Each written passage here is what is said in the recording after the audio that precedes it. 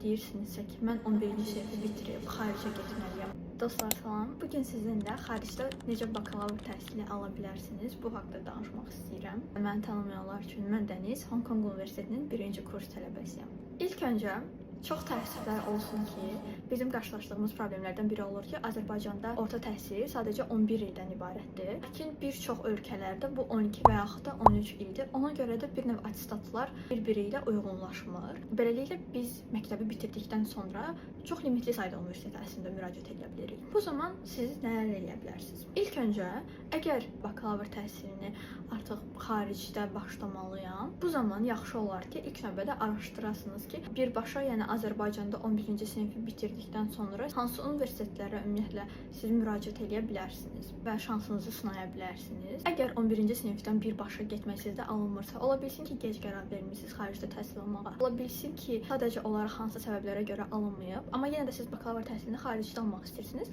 Bu zaman yaxşı olar ki, siz DİM imtahanına hazırlaşasınız və DİM imtahanında iştirak edəsiniz və Azərbaycanda 1-ci kursu tamamlayasınız. Tamamladıqdan sonra xaricdə bakalavr təhsili ala bilərsiniz. Lakin nəzərə almalısınız ki, çox böyük ehtimalla xaricdə yenidən 1-ci kursdan başlayacaqsınız. Bu yenə universitetdən universitetə dəyişir və ixtisasdan ixtisasa da dəyişir. Elə universitetlər var ki, orada bakalavr təhsili 3 il olacaq. Bu halda əslində siz bir ilinizi çox da itirmiş sayılmırsınız. Elə universitetlər var ki, orada bakalavr təhsili 4 ildir. Yenə də məncə dəyər, əgər xaricdə təhsil almaq istəyirsinizsə. Həm də düşünürəm ki, 1-ci kursu bitirib xaricə getsəniz, əlinizdə daha çox vaxt olacaq. İmtahanlarınıza hazırlaşa bilərsiniz. SAT, IELTS verməlisinizsə bu imtahanları verə bilərsiniz.